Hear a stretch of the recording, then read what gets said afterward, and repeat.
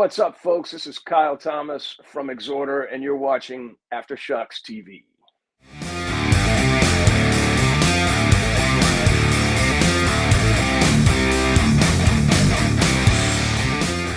All right, Aftershocks TV, Matt and Tom, we're back with everybody for another episode this week, another discussion episode. Been a little while since we've done one of these, Tom. How's it going, bud?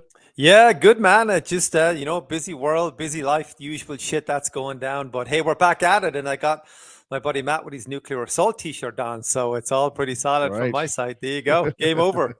That's right, game over. Great one, exactly. Yeah, great EP. Yeah, hell of an album, absolutely, man. Yeah, so obviously, like I said, it's been a little while, so there's been a lot been going on, of course, as there always is, right, in the world of rock and metal. This weekend I got come up in just 2 days. On Saturday, I'm going to go see that Omega Fest. The one I've been talking about for a little while now. Like I said, Biohazard, Forbidden. You know who's really? I'll tell you, I knew who they were. I didn't know like a ton about them, but I've been listening to them a little bit. Lately is the band Exciter.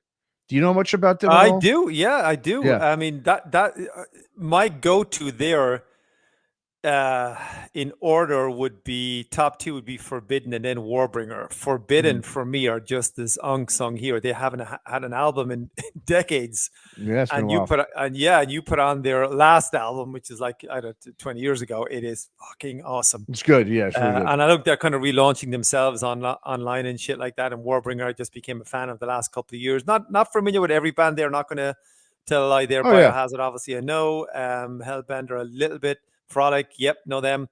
But yeah, that's going to be a good one, Matt. So I'm kind of jealous that's not coming my way. Yeah. No, I'm looking forward to it. Obviously, like I said, I'm a huge Biohazard fan. I love Warbringer too. Like I said, Forbidden, of course. But Exciter, I'm no pun intended, I'm excited to see Exciter. I've been listening to them a little bit more lately just to kind of prep for this show. And yeah, I mean, I gotta say, man, it's just that that classic 80s speed metal stuff, which, similar styles like, your Slayer or whatever, but not as heavy, a little bit more vocally, not as guttural or not as deeper vocals or harsh vocals, I should say. A little bit more of that, Rob Halford type of vocals, the falsetto stuff. But I got to say, they're really fucking good, man. I'm really excited. Good shit. Yeah, that's going to be good. Are you going to go? We're going to talk about kind of festivals maybe tonight, but I mean, there's a lot of bands there. Are you going to go in like at 2:00 in the afternoon and watch 10 bands? I'm glad you asked me that question because no, I'm not. I mean, I think so. Yeah, I mean, look, and like I said, yeah, we're going to definitely get into a more discussion about that later when we hit that topic. But no, I'm planning. I'm planning those four for sure, starting with Exciter. Hatred right there. I've seen Hatred before. That is the band. That is Zetro from Exodus. That's his son's band. Both of his sons are in Hatred. Good band. I mean, I've seen them, like I said before. I saw them with Power Trip some years ago. And Bewitcher's a band that's up and coming. They've actually been touring overseas. They're out of Portland. So they're a band that's on the rise. Death Grave Frolic, not really too familiar with them. I am disappointed that Hellbender is the first band because they're have a real classic sort of crossover sound. Which I love. So that's a band I would love to see. But you know what, dude? No, I'm not going to get there at 3:00 and do it. It's just, my buddies I'm going with, I'm going with three guys and nobody wants to do that. You know what I mean? No. So it's just, we're old guys and, and then like I said, we'll get to discussion about the issues revolving around that later on. But yeah, I'm definitely excited to see that. You got anything up on the, coming up on the horizon for you in terms of shows this week or this month? The next one is next week. I've got Judas Priest. They're coming to town. Priest and Sabaton. They're coming not next week after actually. So I mean, or is it a fake Judas Priest? So you can talk about that all day. And then the following month, then I've got Arcspire and Aborted are coming to town and Alluvial. So that's going to be heavy ass shit. And then I was actually looking at, just when you said, I was looking at Stryper were coming through town to kind of doing an acoustic thing. And I saw Stryper a couple of times. I like him, don't love them, but maybe I'll go, maybe I won't. But jumped in to see ticket prices. I won't mention the venue here in Charlotte. And the ticket price is $59. And I said, okay, that's saucy but get acoustic? for acoustic. When I went to check out, it was $94 Wow, man. with fees. And I just said, fuck that. Fuck I that. ain't paying $94 to play SC Striper. No way. Not a hope in hell. So I said, nope, not happening. King's X are coming through town. Definitely going to pick up a ticket for that. Okay. And then later in the year, then Sammy Hagar, he's on his big summer tour. Maiden coming through town in November. Yeah. And I think that's all I've got in the bag for now. Oh, that's plenty. That's plenty in the bag, man. That's a lot in the bag. You know what I mean? Yeah, it's summer. Summer's here. It's coming, I should say. It's not here, but it's coming, and there's always, a ton of shows. So yeah, it's one of my favorite times. Probably my favorite time of the year, obviously, especially for music, no doubt. But yeah, it's kind of funny too. This week I just did an interview the other day with I know you're probably not too familiar with them, but there's this New York hardcore band called Madball that I was, just know of them. You know of them, right? Yeah, they were on Roadrunner and everything. Yeah, and I was a huge fan because they right from my hometown in Queens, New York. So obviously I was a big fan. I used to see them a lot. So I interviewed the bassist, the ex-bassist from the band. His name is Hoya. He's got a new band. It's a bit of a super group. I would say more of a hardcore super group. It's him. It's one of the old guitarists from Hatebreed. And the vocalist is this guy who I love as a vocalist. He's more of a hardcore vocalist. I'm sure you haven't heard of him. His name is Ezek. A couple of bands, more hardcore, like I said, not really metal. But the thing is, I used to always say about this guy, he'd be a great metal singer. I wish he would sing, like, be a straight up metal vocalist, and that's what he does on this new band. It's called Smoke AD. It's more metal. It's not really hardcore.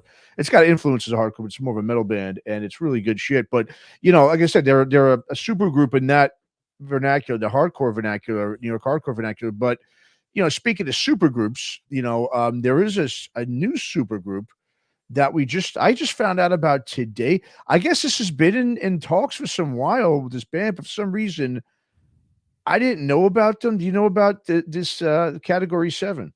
I just saw the Blabbermouth scanning the stories. Sometimes he kind of focuses, sometimes he just flick by, but I did see it recently. But what I didn't expect is how good the damn song is. Track came out today, actually. So a lot of people, obviously, when this kind of gets put up there in a week or so, a few days, whatever, more people have taken it in. I just listened to it one time today, and it's a spectacular song. It's an absolutely spectacular song. I was reading back on it that, Phil Demmel and Mike Orlando had said they wanted to go back in the twin guitar, and Thin Lizzy were actually mentioned. I don't know if it's mentioned by them or by the journalist, but this does not sound like Thin Lizzy, ladies and gentlemen. I can tell you that right now. No. There's a little bit of twin guitar towards the end, but I think what's holding the song together is the drumming by Jason Bittner. Absolutely. Holy shitballs. There's a part in the middle and they just go home in on him and he's doing the double bass drum. Obviously, John Bush singing his ass off. I'm excited for the project and I've heard one song. So I'm glad this is coming our way for sure. Yeah, so as everyone can see on the screen, but for the people who are listening, audio, it features obviously John Bush, as everyone knows John Bush from Armored Saint and Anthrax, Phil Demmel from Machine Head, and he's been, with every band in the world lately, the last few years. Yeah.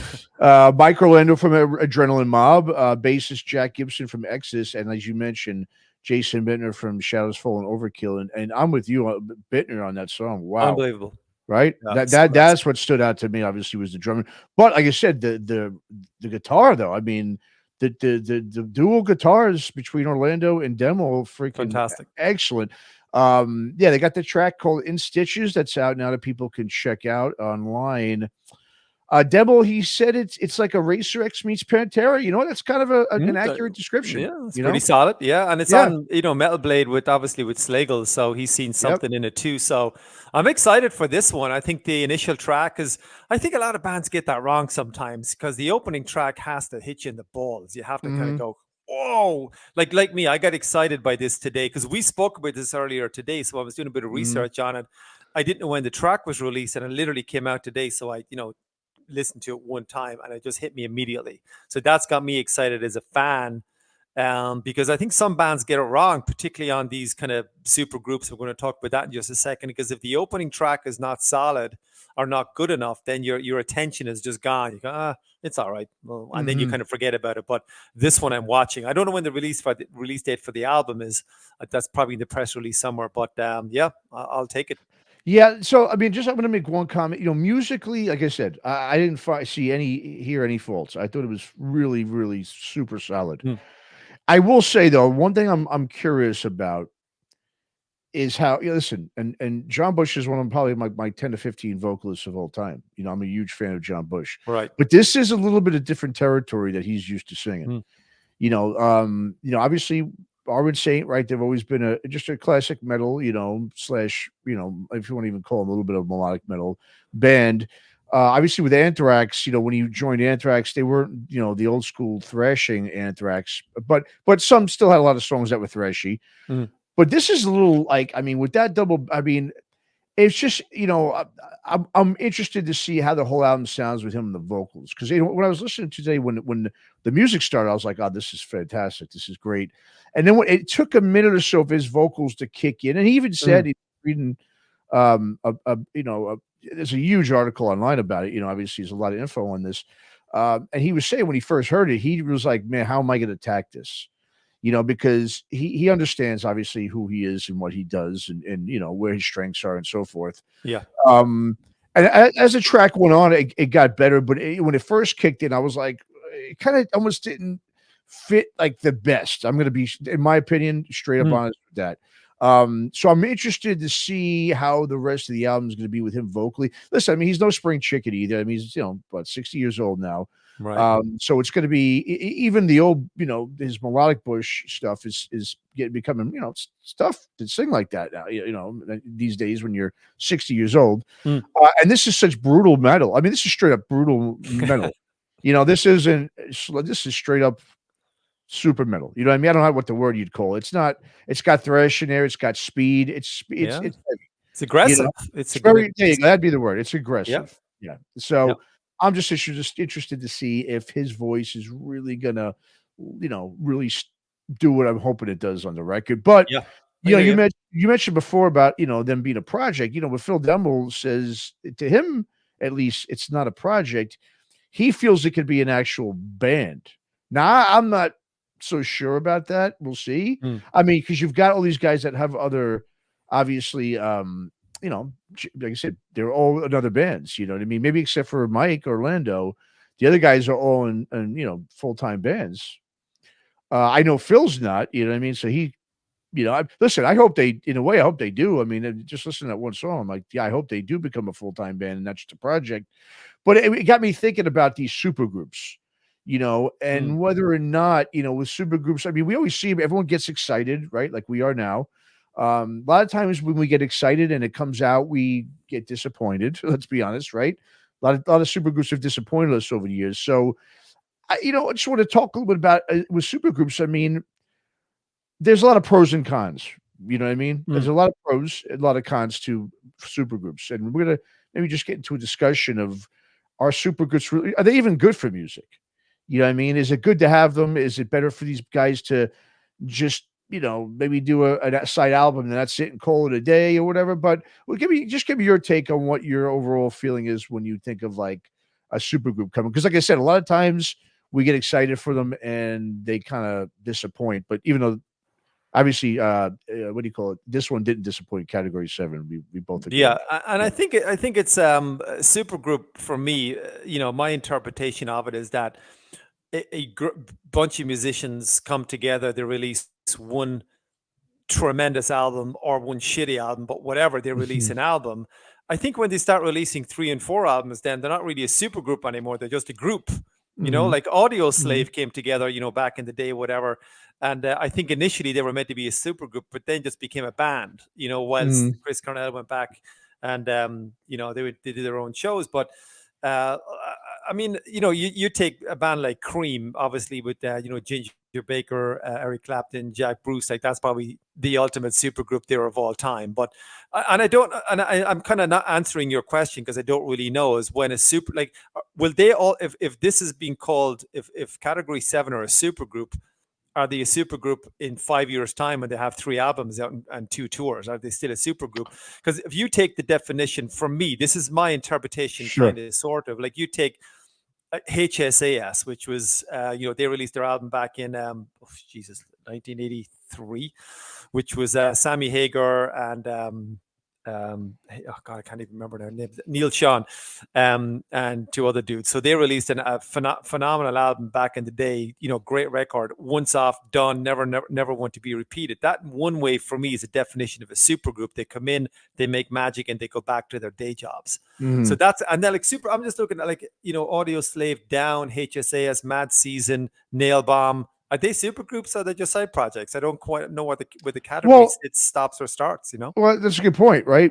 See, I don't really look at supergroups as, I mean, when you say you're a supergroup, it's a group, like you said, like you just go like a band. You said you're like an actual it's a band. Now, if you say this is a project, like it's a supergroup / project, that's another thing. Like you brought up a couple of like Mad Season. I think we all understood, that was just a side project. Yeah, that happened to have members in other bands, big bands. So yes, essentially that would be considered a super group. Nail Bomb's, Nail Bomb's an interesting one because what's his name? Fudge Tunnel, Alex Newport, he I mean, Fudge Tunnel, not everybody knew. You know what I mean? It's like, at the same time, though, they were on a major label, so I guess that would be considered a super group. It's just that they didn't really have. They weren't a huge band. Sepultura obviously was. You know what I mean? So, but that would, I guess, be considered a super group. But again, I'll go a couple others, right? Temple of the Dog. If you look at it in the 90s, we go back to the grunge days, along with Mad Season, Temple of the Dog. Okay, we'll go back even further to crossover stuff. SOD. Okay, Anthrax and Billy Milano. Killer Be Killed. That's a more recent one. Another Max Cavalera one. Now, what's the one thing these bands all have in common? None of them have had more than 2 albums. Right. So that's the thing too. Is it's very rare where you see a super group stay together, as you mentioned. So a lot of times they become projects. Now, why won't they? Like, why wouldn't a band that has that much cachet with all these big musicians? Why wouldn't they stay together? You think about it. Well, a lot of it. Let's just start with it. It's egos. I mean, when you've got that many egos and you're starting a fresh band and you've got all successful musicians, right? It's different. I think, obviously when you're just starting a regular band, no one's done anything yet. There's no people got egos, but it's a lot different, right? There's no role. You're creating roles. It's hard, I think, to create roles in a band when you're bringing in a musician, a very prominent musician at each instrument. And like you said, there's no necessary roles. So who's going to be the guy taking the back seat? Who's just going to be the bass or the drummer guy that's, just going to kind of be in the background and maybe not do the writing, right? And then so that's, I think, the hardest part to keep it a super group together is just because you're dealing with the egos. And I think after, like you said, 1 or 2 albums, it's like, okay, we're done. Even no matter how good the records are. I mean, the Mad Season album is great. The Temple of the Dog, a lot of people love that one. That's a good album too. Nail Bomb was solid. I mean, but the Nail Bomb, I'm surprised they didn't continue that one because that was a really excellent album. But I'll bring up another band though, supergroup, a band that, but same thing, just a few records, Velvet Revolver, right? Now that looked like there was a band that was going to be obviously a long-term band because Weiland wasn't doing anything, STP was done, and there was no Guns N' Roses. But even with that, I think it could have been, but it was Weiland supposedly. I think he was the sort of the difficult one, so it didn't last, obviously, as long as it could have been. But it's a very interesting concept, and there's pros and cons. But I always, to me, like you were saying, I think they just make for good side projects. I think to keep us sort of entertained while they're either not touring or writing music with their new bands, but it keeps them in the news too, and it keeps them they can get a paycheck. They release an album on Metal Blade. They say here's $10,000 to record an album, and they'll sell somewhat, whatever. But you also go back to Frontiers Records. They're basically like a super group melting pot. They just take one. Let's take this guy here. Oh yeah, are you doing anything this weekend? No. Can you jump in there and play bass? Great. What about you? Yeah, I'll see you next Tuesday. You can record drums. I'll send you the MP3. So they're a prime example of no bands, just all projects, i.e. / super groups. So just bring it. Some of it is good. Some of it I don't even watch anymore because there's too much of it. You know, if I see something with, you know, Joel Hoekstra as an example, he's done a couple of projects with Frontiers. I'm going to take notice of that because I think he's an awesome guitar player. Doesn't mean the music is always going to be great, but I'll listen to it. But, you know, Michael Sweet came together with George Lynch, and then George Lynch came together with this guy, and then Tracy Guns was with whomever. And then it just gets too much. Oh, you're just pulling people together for the sake of making records.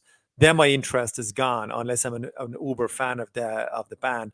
And a lot of these, a lot of the stuff coming out of Frontiers is like, it's all right. You know, it's not, none of it is bad. No. It's all right. You get the odd kind of gem you kind of pick out, and it's really good. But it's manufactured. You know what I mean? It is manufactured. Yeah, it is manufactured. That's exactly 100%. The word for it.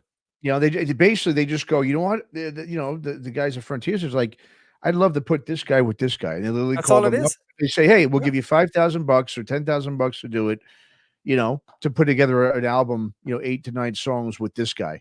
Yeah, sure. And they're just sending MP3s and just like record your vocals, your bass track or whatever it is. And that's it. And here's your invoice. Yeah, invoice me next week. Yeah. And that's a big con of, you know, like not a con, like a, you know, a scam con. I'm talking about just like a negative is that it's not coming from a natural, you know, place, you know, of really wanting to get together and write together. It's almost a forced. It's for money. It's straight up a bought and paid for thing.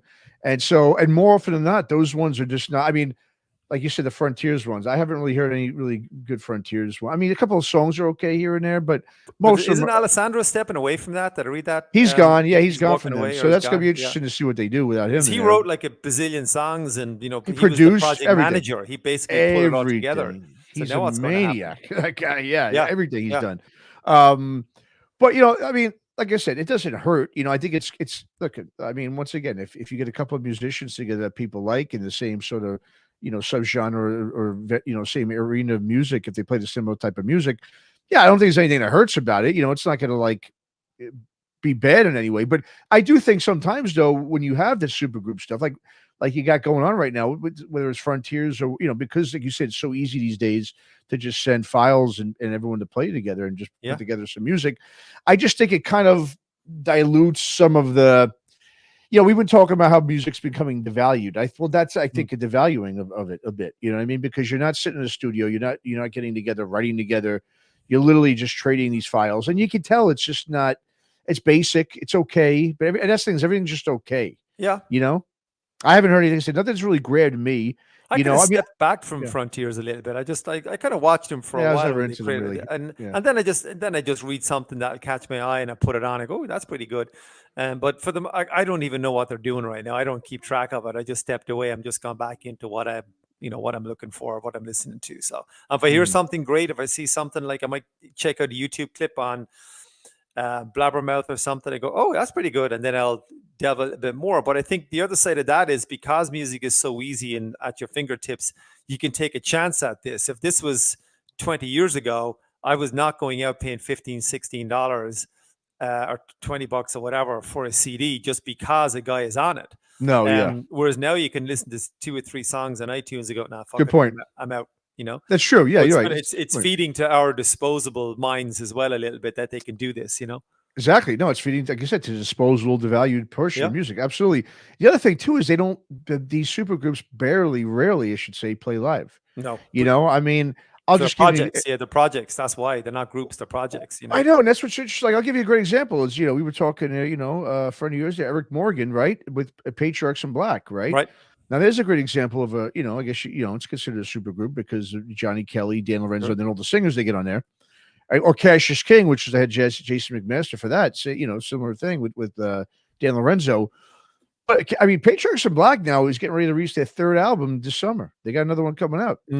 3 albums in, I think, 2 years. So, I mean, you look at that and go, all right, well, I mean, projects don't usually put out 3 albums in 2 years. No.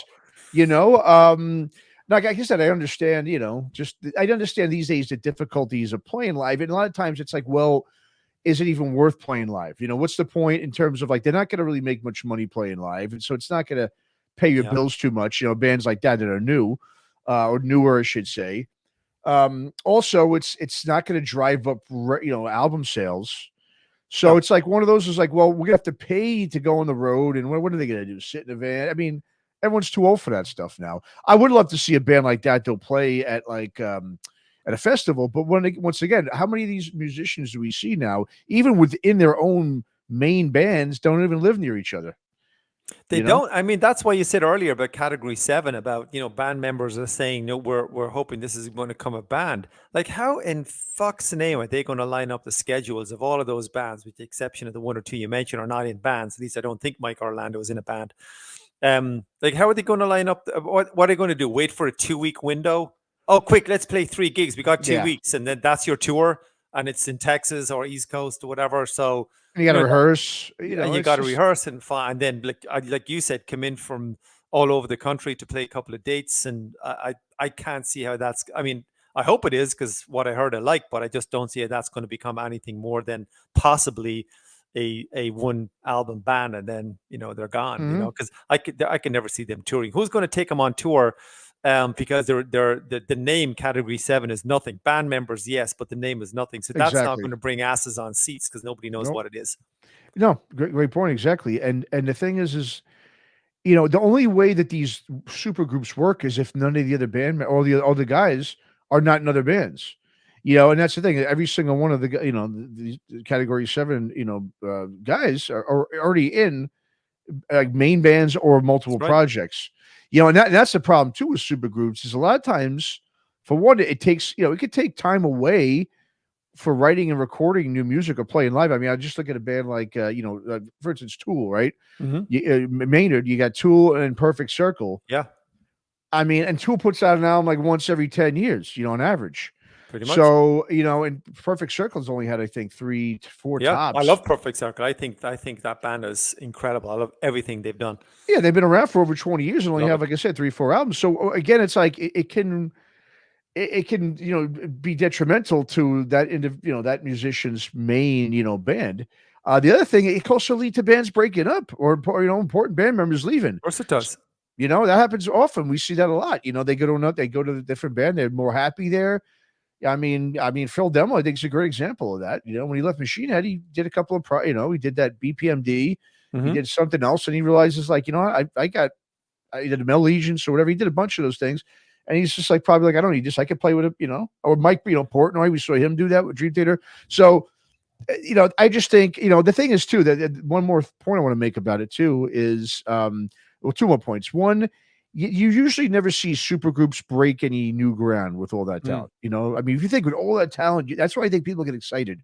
You're like, oh, this is going to be special because you've got this guy and this guy and this, whoever. But 9 out of 10 times, I mean, they're not breaking any ground. It's either like, okay, it's a good record, we like it, or it sucks, right? Yeah. The other thing is, and because of that, there's no really pressure to succeed, right?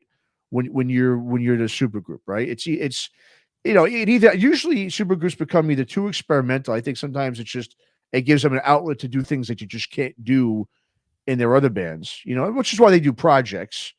Projects I understand, but supergroups, if you're experimenting, I'm not a huge fan of that. I think you should just stick to what people know you for. I think you're right. Another thing, Matt, like you take Phil Demmel or John Bush or whatever, they're working musicians. What I mean by that is they go to work every day or whatever it is, like I and you do, to make a living, to pay your bills and feed your family.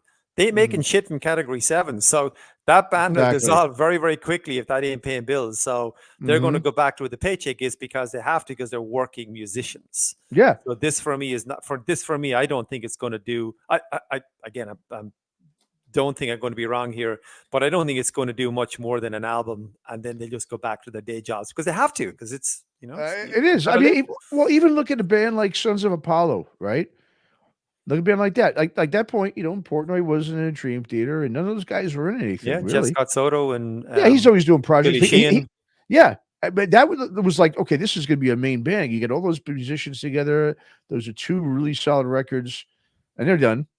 I mean, like I said, it's 2 records. It's like now the only one I saw them live actually, and they were unbelievable with Derek Shirini and is that it? Is that the whole band? I can't remember if I'm missing somebody, but Bumblefoot, Bumble. Oh shit, yeah, Bumblefoot. Wow, what a player he is.